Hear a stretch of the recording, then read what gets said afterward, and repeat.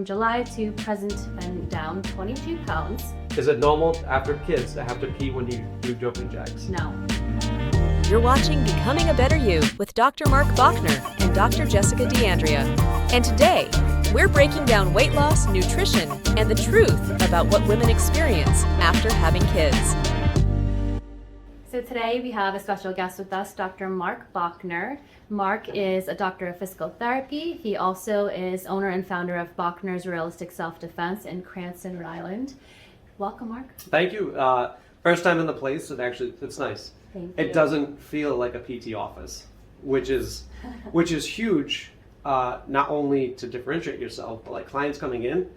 Like I'd never been in here, so I was like, oh, this almost looks like what's that nice store in Garden City with all the what is it, like an anthro kind of yeah like that. They should sponsor us. We'll go ahead. Totally. Yeah, but no, it sets the mood, right? Because as a business owner, like setting the mood is what you want. Oh, totally. First impression, from the smell to the welcome greeting to not feeling like that sort of clinicky vibe, like you're just a number. Not that every place is like that, but sometimes you just gotta think about that when you think of PT. So welcome. Thank you. It was a great place. Yeah, we have sort of a myriad of topics we're going to discuss today. We're both into health and fitness and nutrition, and I actually recently, back in July, got to experience firsthand what it's like to kind of go through a sort of total transformation in terms of my own nutrition and my goals, and from what I was eating every day to really just kind of cutting a lot of my processed foods out. And anyone who knows me well, and you'll know if you've ever read one of my books, that I'm the queen of takeout, and my husband loves me and deals with it, and he is a great cook, thankfully. Oh, we got to tell them how much you were spending on takeout. We'll just keep that under the rug, but it was atrocious. But it was convenient, and it wasn't like I was, getting McDonald's or Burger King. It was, salads and just stuff that already had sodium in it, even if it's meat. They already cook things with a lot of salt, so it didn't help. But anyways, from July to present, I've been down 22 pounds. It looks great. Thank you. Yeah. But more importantly, I feel so much more energized and just awake and just ready for the day. With two little boys at home, 2 and 4-year-old toddlers, it's a lot, and your energy can quickly drain and deplete, and you just want to have it for them and play and do all the things while running a business. And the way I was able to get that back was just changing how I thought about eating. And it actually turned out that I had to eat so much more than I ever realized. I wasn't getting enough nutrients and mainly protein in my diet. So sat down with a member of Dr. Marc's team, who was amazing and very thorough, sharing all of my numbers with me and listening to my goals. And then they both set me up on a plan for success. And of course, and me going in there, I'm like, how fast can I get to this goal? Like, what do I have to do? Well, you were determined. Yeah. Right? So you have to, in anything, whether it's PT or it's like women losing weight, like you have to be determined.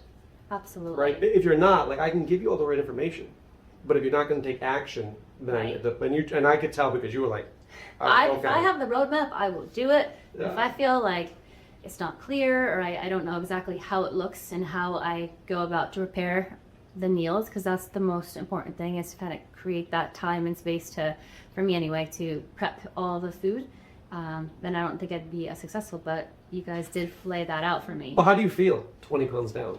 Amazing. Like, I couldn't even believe I had all that extra, and it's, postpartum, and just kind of, you get into a routine, and it wasn't that I wasn't working out, but I wasn't eating the way I should have been eating. And so just feeling, again, the energy is my biggest win, because it's like night and day. And so I'm so thankful for that. I'm happier.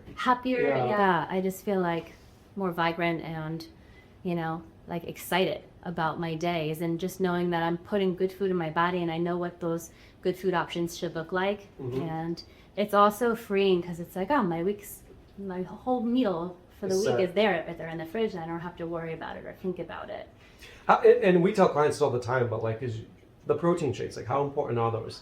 Right? Just getting your day. Yeah. Because it's not that I only rely on those, but I have maybe 3 to 4 a day, and just for me as a therapist and here doing things I do in the clinic day to day, I don't want to eat like a big heavy meal anymore, because it does make you feel a little bit sluggish after, and just easily grab a shake, you're good to go.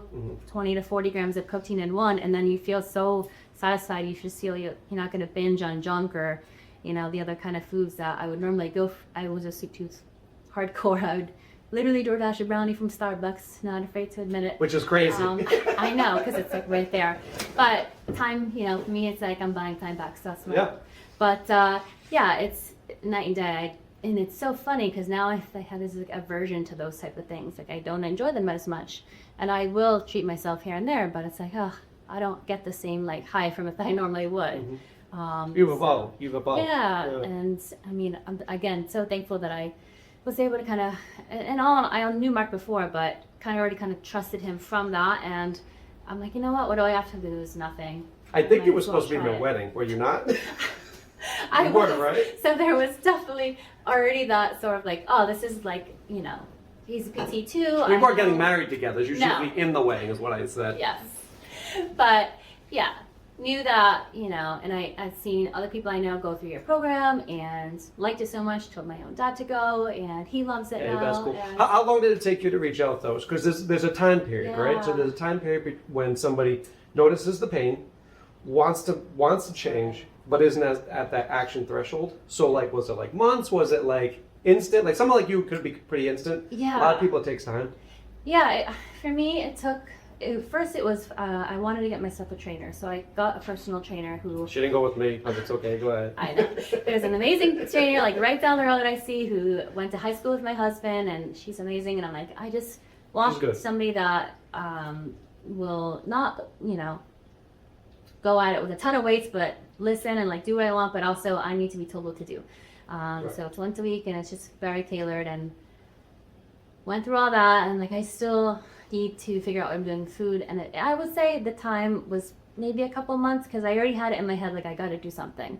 And then it was just searching different things online, like, and I'm like, oh, you know what?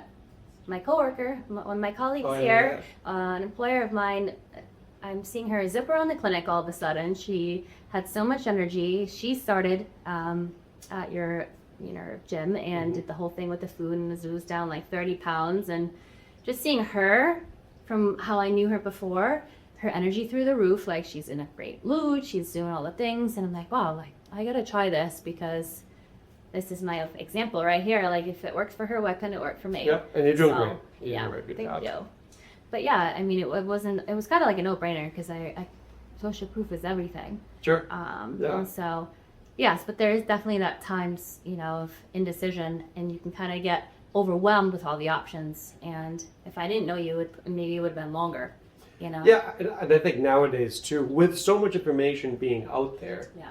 some being right, some being wrong, like people don't know where to go, right? When the internet first came out, okay, like you had some information and you could Right. get it, like in PT school, like you could look stuff up. Oh yeah. But now you don't know if this is true, if it's not true, if it's filtered, like even just in general, AI. Oh, and there's so many Yeah. things out there, and there's so many people trying to sell, and that's fine. It's just that who do you trust, and Right. and what's real, what's not, what's So, scam. And so it's easier to go to an expert in their field, like who studied, right? Right. Like, and you're just not an average PT, like you've studied after that extensively. So like if someone wants women's health, like me as a PT, I'd be like, and you're gonna laugh, I'd do Kegels. Like I don't like, you know what I'm saying? Where you'd be like, don't do Kegels. Yeah. So there's differences, right? Yeah, so exactly. in the martial arts aspect of it, or the women's fitness, like we've really cultivated a place where like women especially can excel, because we already know what we're doing. Right. We just help you do it. Yeah, you know? you can definitely tell just from going in your gym and whatnot to get the nutrition assessments. It's definitely a really great vibe at your place too. It's just like you can tell the women are very comfortable there, and they all kind of, are doing various different things. But it's definitely a nice place to go if you're looking for more of an exclusive sort of like, this is women's fitness, this is who we help. How old are you then? Do you mind telling people? Almost 40 in June. Yeah. So when I think about, because this is what I think about, because this is my wheelhouse. When I think about women, 35, 40, 45, older, right? There's not a lot of places where they can feel comfortable. Right. I'm assuming as a man, right? Yeah. So like, and a lot of our clients like don't want to work out with the 18, 19, 20-year-old girls right? Where the Lululemon working out, like that's not comfortable for them anymore. And I could be wrong.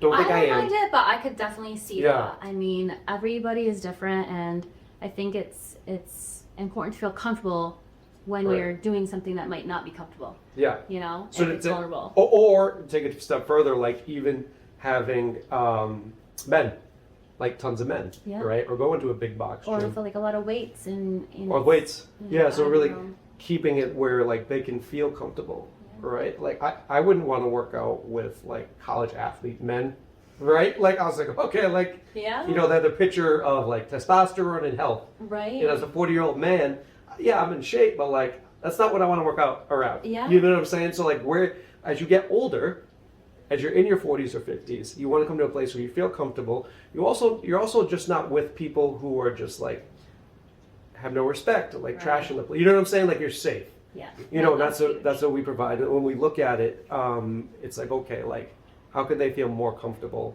coming in? And everyone's at different points, right? So Oh, totally. the biggest thing is if you were a college athlete and now you've had 2 kids, now you're 35 pounds overweight. You remember what it's like to work out, but like you can't do the stuff that you used to do back then. So like, how do we help them get back to some sort of, you know, fitness level where they feel comfortable? So that's what we're different, like we kind of excel, but like a woman's PT, Yeah. right? Do you want to go to a normal PT that has all this, or like you're like, hey, like she specializes in women's health? Yeah, I mean, there's definitely differences, and that's a great, you know, sort of analogy to talk about, because even sometimes, like you said with the Kegels, even some doctors just will say, yeah, do some Kegels if you're dealing with some bladder leaking or incontinence in any way, and it's really a disservice to the patient because we don't really know the true source of why that's happening. So you need to kind of dig a little bit deeper to figure out that root source, because it's likely more than just the bladder, you know, having an effect. And it's great that a lot of therapists are getting more into pelvic health. It's just tough when they're expected to know all the things and they're in sort of a traditional setting that doesn't really allow for all those things to take place. Or they and took, the types of assessments. or they hadn't taken those courses, Yeah. right? It could put a lot of pressure on the therapist, maybe in a different style of clinic that's like, oh, they're our person and they've had one class. That's Well, you a know lot what? of weight to carry. You know what I think is worse? Them being like, PT doesn't work for this. Right, yeah. Because it's not fit in their model of how they care for patients, or they've had a handful of cases where it hasn't worked. But that's not a lot to base it off of. And I see this too a lot, like with the clients, like, and I know you're going to say this, but I'll let you answer this. Okay. Is it normal after kids to have to pee when you do jumping jacks? No, not. Tell them. It is very common, but it is not normal, and it shouldn't be regarded as, oh, this is just my post-baby body and what I have to deal with. And the worst thing you'll kind of see with that is people either avoiding the workout or avoiding jumping altogether, or I've seen it two other ways where they're just going to leak right in front of everybody doing a heavy power lift type of mechanism or a jump, or they're going to wear some type of pad, which isn't great because they're loaded with chemicals and they're not meant to be a long-term device to use. That they're supposed to be short-term to figure out what that root problem is and then don't need them anymore, because those chemicals go into your bloodstream and they cause issues with bacteria and other, you know, you do not want those long-term. But again, they're being advertised as the solution, you know, and like, Right. oh, he's doing great because that's their, you know, Yeah. so, oh, you're fine, you're leaking, here's this pad, you're good. Mm-hmm. So it can create a sense of lack of urgency to take action, whereas men, on the other hand, that we see that deal with the same thing, right away they're coming in. They don't want to wear a brief. That's like the worst thing for them. Like, I had once a patient call it an AD, an absorptive device, because he didn't even want to say the word depend, right? Like, because it's emasculating and it's not something that he ever wanted to do long term. He was really in great shape and 60 and running, and had some prostate issues. But yeah, women can rely on these pads because we've normalized it so much, where Yeah, sure. we're not telling them like this isn't supposed to. But 1 in 3 women do deal with incontinence, so it is a topic that I think is under discussed and just thought of as, oh, just deal with it, it's not that bad, you know.